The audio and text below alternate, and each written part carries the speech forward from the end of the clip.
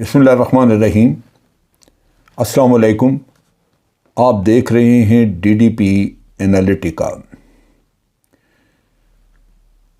आज इस वीडियो में मैं आपके सामने वो जायज़ा रखना चाहता हूँ जिससे हम ये देख सकें कि ये जो ऑपरेशन रजीम चेंज था इससे हमें क्या हासिल हुआ, जो लोग जिन्होंने ये किया वो क्या हासिल करना चाहते थे और क्या खोया हमने, क्या पाया। अल्लाह ताला के कामों में हमेशा उसकी मसलहत और हमारा ईमान कि वो हमारी बेहतरी ही करता है। और बज़ाहिर ऐसी चीज़ें जो कि नज़र आता है कि बहुत तकलीफ़ें हैं, इसका नुकसान हुआ, लेकिन उसी में रब्बुल आलमीन ने कुछ न कुछ, बल्कि बहुत कुछ आपके लिए बेहतर भी रखा होता है। ये वो ईमान है, ये वो आपका अक़ीदा है जो अगर मज़बूत हो तो आप हकीकतन किसी भी इशू के दुरुस्त पहलुओं पे तवज्जो देना शुरू करते हैं, वरना आपकी तवज्जो हमेशा उस मसले की तरफ जाएगी, उस तकलीफ़ की तरफ जाएगी जो आपको उठानी पड़ेगी। रजीम चेंज जिन हालात में हुई उसमें आपको याद होगा कि इमरान ख़ान अमेरिका की नज़र में उनको जचता नहीं था, दुरुस्त नहीं था। वो चाहते थे कि इसको निकाला जाए। हमने वो साइफ़र देखा, उसमें धमकी थी। उसके अलावा बहुत सारे कमेंट अमेरिका ने पाकिस्तान की रशिया के साथ जो ताल्लुक़ था उसके बारे में किए, जो विज़िट हुआ उसके बारे में किए। सो बाई सो कि बिल्कुल ओपनली यहाँ पे यूरोपियन पार्लियामेंट के जो लोग, उनके यूरोपियन यूनियन के जो एम्बेसीज़ के लोग हैं यहाँ पे, उन एम्बेसडर्स ने एक जॉइंट कम्युनिके इशू कर दिया। कभी ज़िंदगी में हमने नहीं सोचा कि किसी मुल्क में बैठ के वहीं पे आप उनके ख़िलाफ़ एक चार्जशीट इशू कर दें, लेकिन ये काम भी यहाँ पे हुआ। सो नज़र आता था कि ये इमरान ख़ान या ये PTI की हुकूमत अब बाहर की क़ुव्वतों को काबिल कबूल नहीं, लिहाजा कुछ न कुछ होगा। फिर ये कि हमारे यहाँ अपने सियासतदान, उनमें इक़्तिदार की लालच, हवस और उसके साथ साथ उनके ज़ाती मकासद, मामलात, कई इन चीज़ों की वजह से बाहर की क़ुव्वतों को बड़ी आसानी हो जाती है और वो जब भी चाहें वो ऐसे लोगों को अपना आलाकार बना के तो वो अपना काम कर सकते हैं। सो अमेरिका ने किस हद तक इसमें रोल प्ले किया हम तो अंदाज़ा ही कर सकते हैं, क्योंकि यहाँ पे उनके कौंसल खाने के जो लोग थे, वो कौंसलर्स वगैरह, वो मिलते रहे मुख्तलिफ लोगों को और वही लोग थे जो आलाकार भी हमें नज़र आए। तो नतीजा ये है कि एक रजीम चेंज का माहौल बन गया। उसमें मुल्क में बेपनाह इंस्टेबिलिटी आई, ये नुकसानात हुए हमारे, बड़ी इंस्टेबिलिटी आई, कन्फ्रंटेशन हो गई, कंट्रोवर्सीज़ खड़ी हुई, मुल्क ज़लील हुआ इस लिहाज से कि बाज़ लोगों के साथ, जैसे शहबाज गिल है या अब हमारे सेनेटर सबाती हैं, इन लोगों के साथ जैसे इनको मारा गया, या कि ये एक ऐसी चीज़ है जो कि आपके मुल्क को बदनाम करती है, वो भी शर्मनाक किस्म की चीज़ें आईं।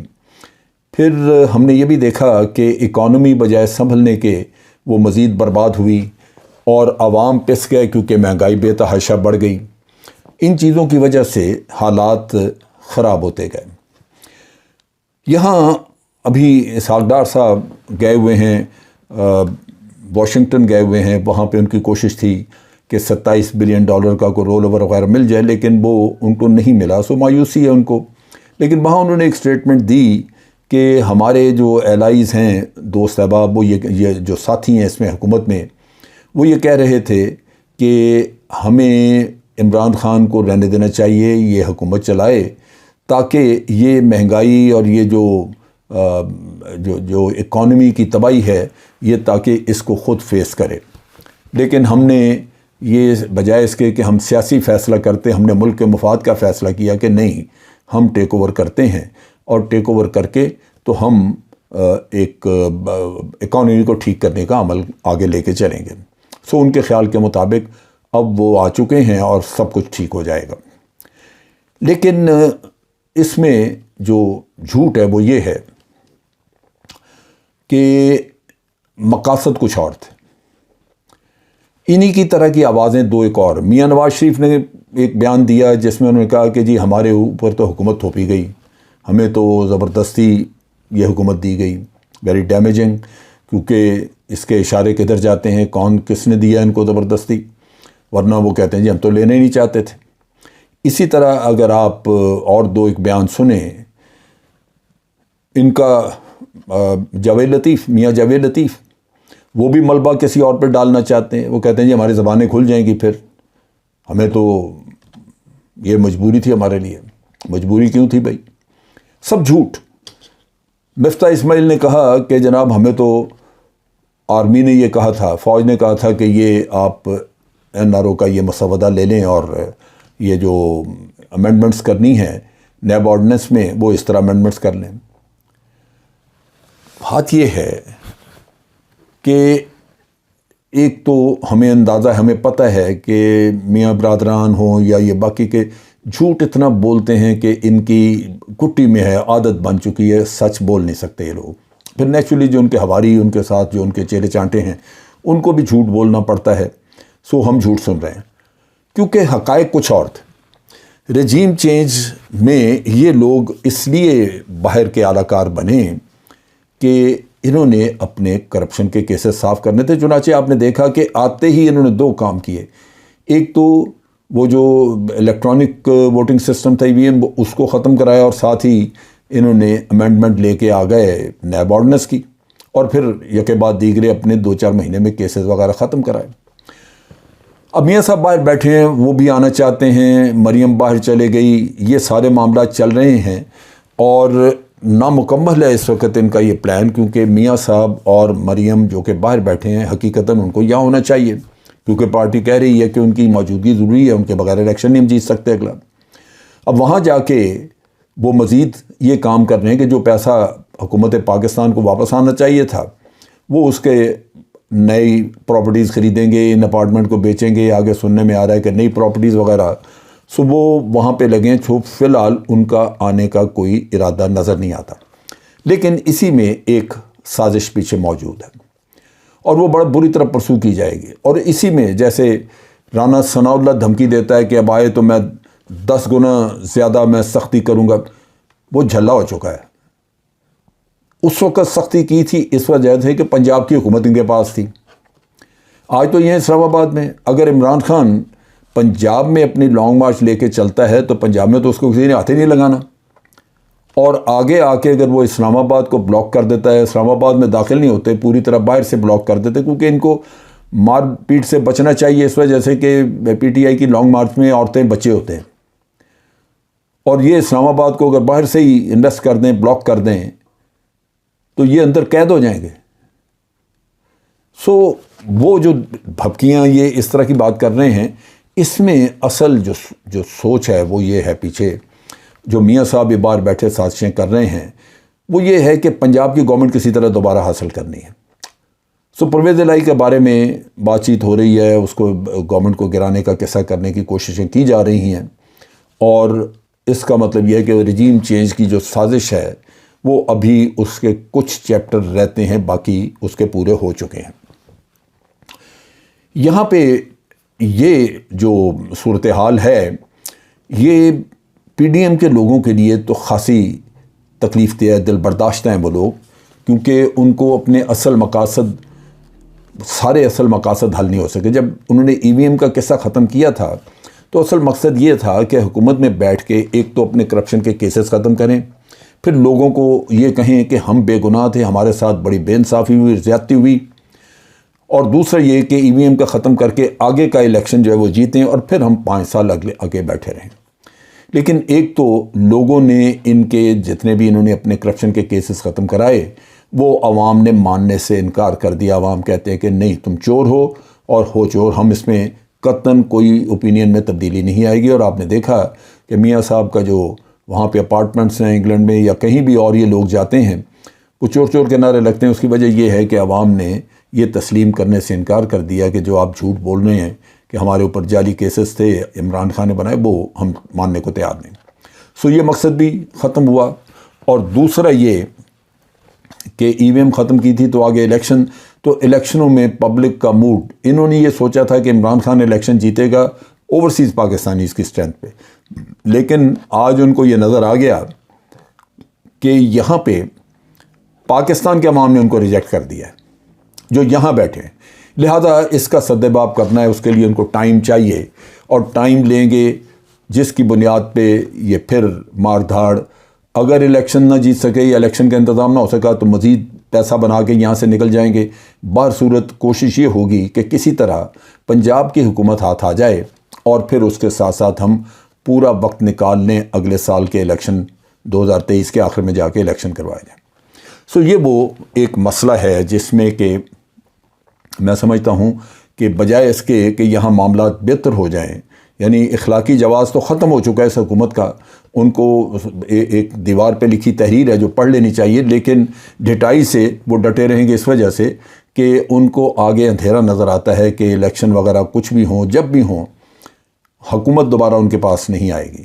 سو یہ وہ دکھ ہے جس کی وجہ سے وہ چلتے جا رہے ہیں۔ اب ہم نے پایا کیا اس میں؟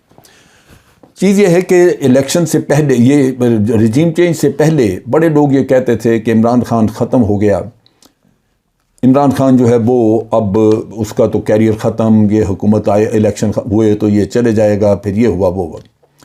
لیکن قدرت کا نظام ہے، رب العالمین نے یہ دکھایا کہ جس کو چاہے وہ عزت دے، جس کو چاہے ذلت دے۔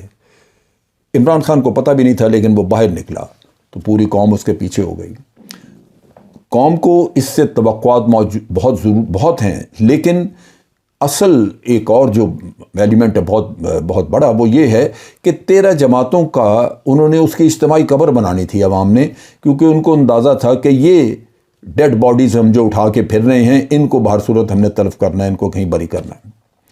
سو یہ وہ آپ کو ایک نظر آ رہا ہے اس میں بہت بڑی ایک چیز، جو ان 13 پارٹیز کو کبھی بھی ہم پاکستان میں اس طرح بے نقاب نہ کر سکتے، کبھی بھی ان کا یہ حال نہ ہوتا اگر یہ صورتحال آج نہ بنتی۔ یہ پاکستان کے لیے ایک بلیسنگ ہے کہ وہ لوگ جو خاندان ہمارے سروں پہ سوار رہے، آگے اولادیں اور کھا پی رہے ہیں، پیٹ پوری فیملی جو ہے وہ پارلیمنٹ میں گھسی ہوئی ہے، یہ ان کی تباہی کا ایک طرح سے پیش خیمہ تھا جو ہمیں نظر آیا، اور یہ ملک کے لیے بہت ہی اچھا ہوا۔ جب بھی الیکشن ہو، ان لوگوں کا جو ان کی تدفین ہو کے رہے گی، یہ ایک چیز۔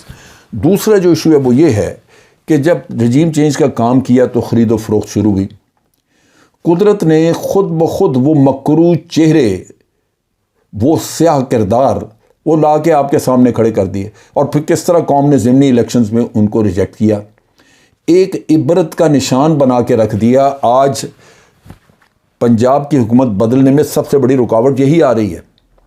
پنجاب میں حکومت کب کی بدل چکی ہوتی، لیکن آج لوگ ڈر رہے ہیں ان سے تعاون کرنے میں، ان کو اور طرح کی لالچیں دی جا رہی ہیں، ان کے ساتھ بہت سارے اور ایشوز طے کیے جا رہے ہیں جس میں کہ ان کا پولیٹیکل کیریئر ختم ہوگا۔ وہ ایک آدمی اتنی بڑی لالچ لے گا کہ اس سے اس کو اتنا کچھ مل جائے کہ وہ اگر اس کے بعد دوبارہ وہ پارلیمنٹ میں یا اسمبلی میں نہ آئے تو نہ صحیح۔ سو یہ ایک چیز، لیکن قوم کے سامنے یہ غلیظ چہرے جو ہیں آج بالکل بے نقاب ہیں۔ یہ بہت بڑا ہمیں اس سچویشن نے ایک فائدہ دیا۔ اس کے علاوہ ہم پاکستان میں ہمیشہ کمزور حکومتیں دیکھتے رہے ہیں، نتیجہ یہ کہ یہ چھوٹی 2-2 ٹکے کی پارٹیاں جو بالکل بیکار، انہوں نے آ کے ہوسٹیج بنایا ہوتا تھا ان فیڈرل گورنمنٹس کو، اور یہاں پہ وہ اپنے وجود سے کہیں زیادہ گوشت نوشتی تھیں، کہیں زیادہ حصہ وصول کرتی تھیں، جو اب لگتا ہے کہ ختم ہو جائے گا۔ اور جو بھی پارٹی، جو بھی کیا بلکہ پی ٹی آئی جب بھی حکومت میں آتی ہے تو اندازہ ہے کہ 2/3 میجورٹی لے کے وہ آئے گی، جس سے ایک سٹیبلٹی آئے گی، اور آپ اپنا جو بہت ہمیں فارن پالیسی کے نقطہ نگاہ سے جو ہوا ہے وہ یہ ہے کہ امریکہ کو موسٹ پرابلی یہ جو ملتے رہے، مریم سے میٹنگز ہوئیں اور لوگوں سے ادھر ادھر، باہر میاں صاحب بیٹھے ہیں سازشیں کرنے کے لیے، وہ سب ان کو یہ کہہ رہے تھے کہ عمران خان پاپولر نہیں ہے، اور جس وقت بھی آپ نے اشارہ دیا یا مدد کی، ہم اٹھا کے ان کو باہر ماریں گے، تو اس کے بعد بلے بلے، اور امریکہ جو کہے گا ہم کر لیں گے۔ لیکن امریکہ کو میں سمجھتا ہوں کہ اتنی بڑی مایوسی ہوئی ہوگی کہ آج وہ ان لوگوں کو شاید منہ لگانے کو تیار نہ ہوں۔ پیچھے بلاول، وغیرہ یہ شہباز شریف سارے یہ دھڑا دھڑ امریکہ کے دورے کرتے رہے ہیں اور بڑے خوش اور مل ملا کے. میرا اپنا اندازہ ہے کہ جو بھی اسحاق ڈار کے ساتھ ہوا ہے وہاں پہ وہ اسی وجہ سے ہے کہ انہوں نے وہاں پہ امریکہ میں یہ ریئلائزیشن آ چکی ہے. اور یہ جو انہوں نے ان کے ساتھ یہ بائیڈن کی جو سٹیٹمنٹ آئی ہے نیوکلیئر ویپنز کے معاملے میں، وہ ایک اظہار ہے کہ دیکھو تم جعل ساز ہو، ہمیں یقین دہانیاں کرا کے جی ہم یہ کر دیں گے، وہ تو تم تو 2 ٹکے کے نہیں. جس شخص کو نکالا حقیقتاً تو وہ آدمی ہے، پاپولیرٹی تو اس کی ہے. تو نتیجہ یہ کہ آج امریکہ میں بھی مایوسی ہے پاکستان کے بارے میں. میں سمجھتا ہوں یہ بہتر ہے. پاکستان کو کل کو امریکہ کے ساتھ تعلقات استوار کرنے ہوں تو جو بھی حکومت ہو، عمران خان کی ہو، وہ اپنے عوام کی طاقت کے ذریعے، اپنی پارلیمنٹ کی طاقت کے ذریعے امریکہ سے بات کرے کہ ہمارے عوام یہ چاہتے ہیں. میں عمران خان کی اسٹیٹمنٹ کو سراہتا ہوں کہ اس نے ایک انٹرویو میں کہا تھا کہ میں نے پاکستان کے انٹرسٹ کا اس لیے دفاع کرنا ہے کہ مجھے پاکستان کے لوگوں نے چننا ہے. مجھے پاکستان کے لوگ الیکٹ کریں تو دفاع معاملات جو ہے میں امریکہ کے طے کرواتا رہوں، یہ کیسے ہو سکتا ہے؟ تو یہ چیز بھی بڑی بہتر ہوئی ہے کہ جو بھی حکومت آئے گی وہ پاکستان کے مفادات کی بات کرے گی. امریکہ سے وقتی طور پہ ہو سکتا ہے کہ ہمیں مسائل آئیں، لیکن ان مسائل کو حل کرنے کے لیے بڑا ضروری ہے کہ ایک عوامی طاقت جو ہے وہ امریکہ سے بات کرے. پھر آخر میں یہ کہنا چاہوں گا کہ چائنا کے ساتھ سردمیری رہی ریلیشنز میں. ابھی یہ ریوائول کی کوشش ہو رہی تھی، لیکن میں سمجھتا ہوں کہ ایک مضبوط گورنمنٹ آئی اور جس کی پالیسی صرف پاکستان کے مفاد میں ہوئی، تو سب سے پہلے چائنا کے ساتھ ہمیں اپنے مراسم جو ہیں وہ دوبارہ سے ان کو پٹری پہ لانا ہوگا. اور یہ ایک اچھا موقع ہے کہ ہمیں واضح طور پہ نظر آ جائے گا کہ ہم کسی کے کیمپ میں نہیں جا رہے. امریکہ کو جو آدمی نکالنا چاہ رہا تھا امریکہ، وہ حکومت میں آ رہا ہے، تو لازمی بات ہے کہ وہ امریکہ کا بغل بچہ تو نہیں ہے. سو اگر چائنا میں کوئی شکوک تھے تو وہ ختم ہو جائیں گے اور پاکستان کے لیے بڑی بہتری ہوگی. سو میں نے یہ تجزیہ اس لیے رکھا کہ جہاں کہیں ہمیں کچھ دشواریاں آئیں، کچھ تکلیفیں آئیں، کچھ کھویا، وقت بھی کھویا ہم نے، اور اکانومی کے معاملے میں بھی، مہنگائی کے معاملے ہوئی چیزیں، لیکن اللہ تعالیٰ نے اس میں لمبے وقت کے لیے اگر ہم دیکھیں لانگ ٹرم، تو میں سمجھتا ہوں کہ ملک میں اسٹیبلٹی آئے گی اور ہمیں ایک ایسا رستہ رب العالمین نے دے دیا ہے جہاں ہم ایک مضبوط حکومت بنا سکیں گے جو صرف اور صرف پاکستان کے مفاد کی بات کرے گی. یہ بہت بڑی نعمت ہے. ہمیں سب کو اللہ تعالیٰ کا شکر بھی ادا کرنا چاہیے اس نعمت کے لیے، اور اس رستے کو اب چھوڑنا نہیں چاہیے. اس رستے کے اوپر جس پہ ہم گامزن ہیں، اس کو وگورسلی پرسو کرنا چاہیے تاکہ اب ہم اپنی منزل تک پہنچ سکیں اور اپنے اس مشن کو پایہ تکمیل تک پہنچا سکیں. آج کے لیے اتنا ہی. افواج پاکستان زندہ باد، پاکستان پائندہ باد.